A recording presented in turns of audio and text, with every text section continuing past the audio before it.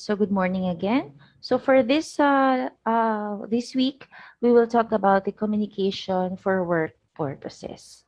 So you know that communication is really important, right, in the workplace. So at the end of this module, you are expected to give the meaning of workplace communication and identify the methods of communication in a workplace. All right, and I know most of you are, I'm sure that you are familiar with these methods already. Okay, so workplace communication. What is workplace communication? Let's define.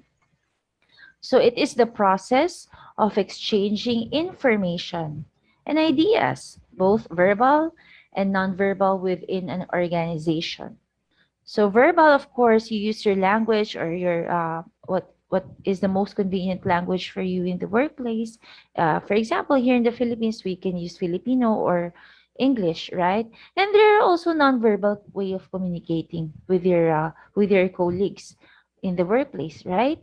So you know that you know those different nonverbal form of communication, like you just simply blink your eyes, you just simply tap your hand. What else? Even just a simple smile is a nonverbal um, way of communicating.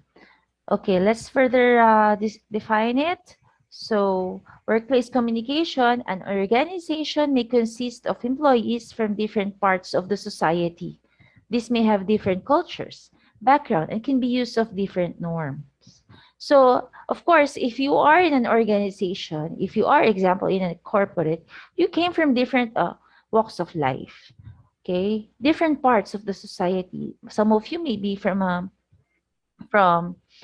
conservative family, and the other one will be from maybe from um, um, the traditional or non-traditional family structure, or maybe some of you will be from other provinces. So they have different cultures. You were raised in a different way. That's why communicating in a workplace is really hard when it's your first time to work. When it's your first day, first time to join the group, it's really hard to tell how will I communicate to these people, especially if you have a different dialect or you are just new or a fresh graduate. So ang hirap, 'di ba? Hindi mo alam kung paano yung lengguwahe sa loob ng trabaho, sa loob ng organization. Okay? And especially if you have a different dialect or different accent, some people might uh, misinterpret you. Maybe for some, you might sound rude. But in your place, it's okay. For some people, they might think or they might interpret that you are becoming sarcastic. You're becoming straightforward. But in your society or from the place where you have been, it is something that's normal, no? So you really have to blend. You should really know how to blend and adjust once you are in a workplace already. That's why a while ago I asked you, have you tried working already? Were you a working are you a working student right now? If not, nakapagtrabaho ka na ba before? So that you would know, you would understand the feeling. Because being a student is really different, no? It's okay. It's okay if they don't like you. It's okay if your group mates or your classmates would not understand you. It's a little okay. Of course, you still have to blend with the group. But in a workplace, it's very important to adjust and blend. And first step is communicating with them. All right?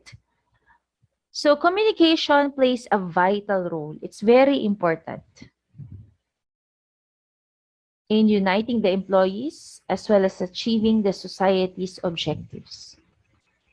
It is important to an organization because it increases productivity and efficiency. Of course, if these people will not understand each other, if you have a different language, how would you be productive? How would you become efficient?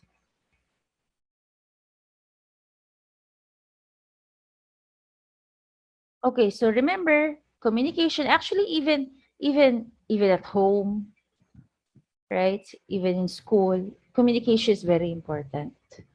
Okay, so if you have an ineffective workplace communication, what would happen? Gaps, right? Gaps among employees that causes confusion, mistrust, waste of time, and of course, it will decrease productivity and a lot of misunderstanding. That's why it's called organization. Everything should be organized, right? But that organization will not be successful, will not be organized if there are gaps among employees.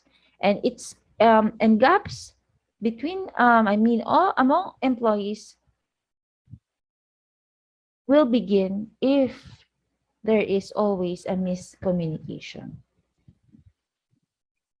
So as I've said a while ago, even in the family, in your family, within your family, even in school, even among your friends, right?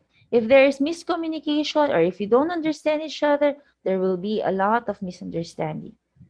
So what more in a company or in an organization wherein, you, you came from different places, you came from different types of families, you have different personalities. Unlike family members, of course, you were raised all together. But once you are in a workplace, sama-sama, iba-iba, iba-ibang tao.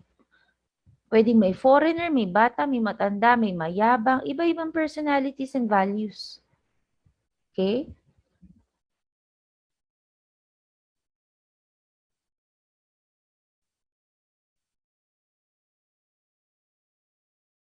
Now, what are the different methods of communication in a workplace? Okay. So to make sure that everyone understands the message conveyed in a workplace, methods of communication should be used. The methods of communication must be simpler and precise when presenting vital information. Simple to understand, simple to follow, precise, okay? It's clear. It should be clear.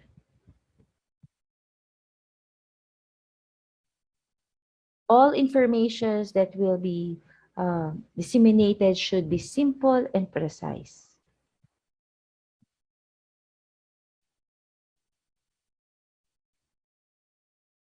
Should be the exact message. Okay?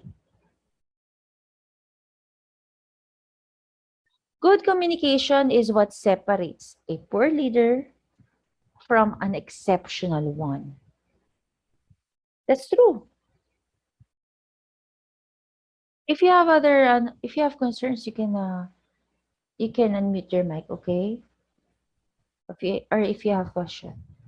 Good communication is what separates a poor leader from an exceptional one. Of course, if you are a good leader, if you have a good communication, you will be a good leader.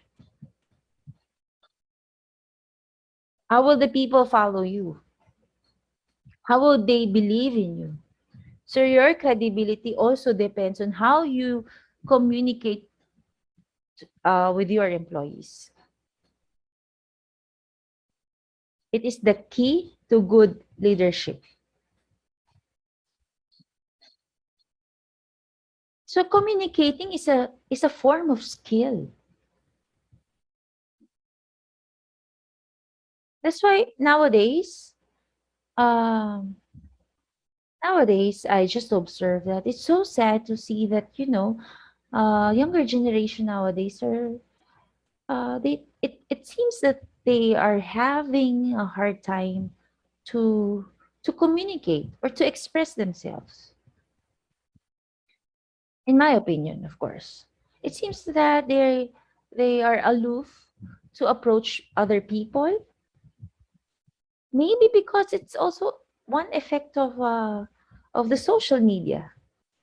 right? Because most children nowadays, they were, good communication will start from childhood. If you were, if you have experienced socialization at an early age, that's the start of becoming a good communicator. You're not afraid to talk. You're not afraid to communicate. But nowadays, since children, most of the time they stay at home. They are happy with their gadgets. How do they communicate? Simply just by chatting. Nowadays, it's like that, right? But they're not used to talk to other people anymore. So talking, speaking, communicating is a skill. It's not easy to communicate. So especially if you are a leader already. You cannot be a good leader without good communication skills. Okay, now what are the different ways to communicate in a workplace? So you are, most of you, of course, the three of you, you are familiar with this already. So first, we have the open meeting. In this kind of way, they will hear what you say and get their feedback in return. So before the pandemic, the regular meeting, right? So in an organization, whether in school, you have the regular meeting if you have something to talk about your group project. So in a workplace,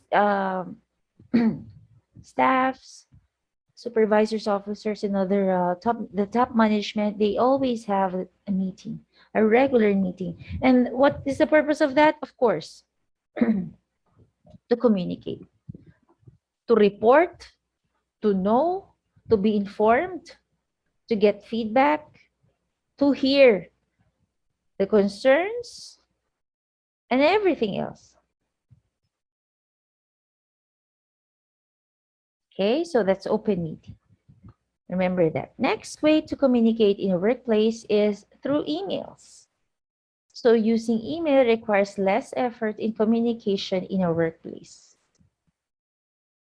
especially nowadays. So most of the people right now are work from home. So email is really useful nowadays.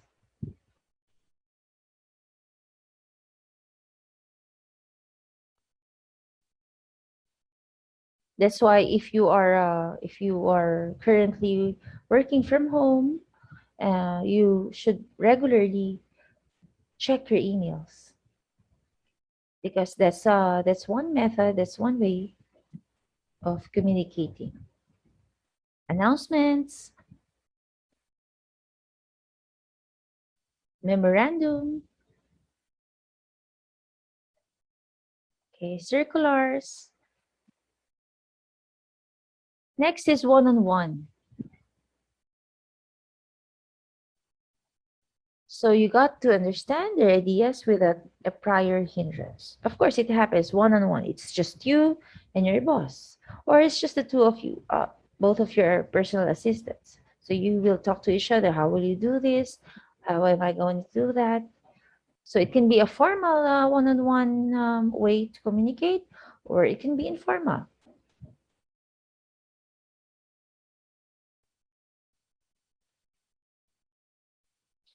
So about the open meeting and about this one-on-one, right now we are doing video calling or video conference, right? So the open meeting nowadays is through Zoom meetings or video conferences, as well as the one-on-one. You can video call your office mate if you have something, if there's something serious that you have to discuss. Okay, next way is you use simple words. So as much as possible, use a word that can be easily understood, especially if you are the leader and you're talking with your staff. So for them to easily understand you, you have to use only simple words. Especially if you have a foreign staff, or you have a staff who came from different provinces. So for them to understand and quickly get what's your point, you use words that can be easily understood.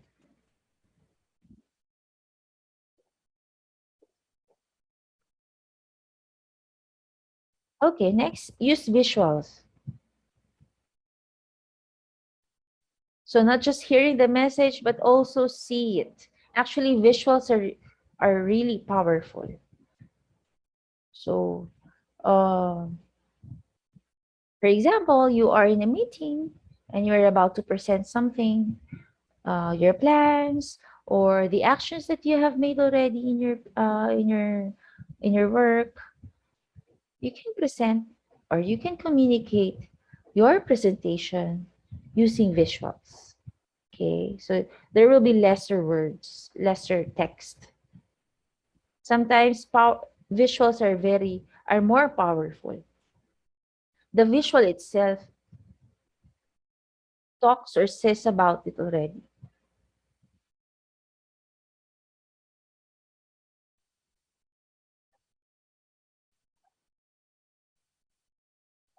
Okay, next is use your body language. It is easier and faster to communicate using body language without using much of an explanation because your body and facial expression says it all.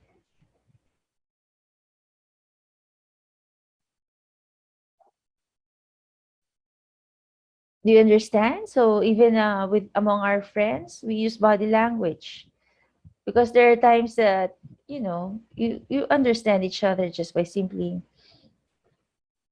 raising your eyebrows, right? Or your facial expression um, is conveying the message already. That's why when you talk to a person, it's really important to look at his or her eyes. Observe the body language of a person. You know it already. You know what he or she is trying to convey.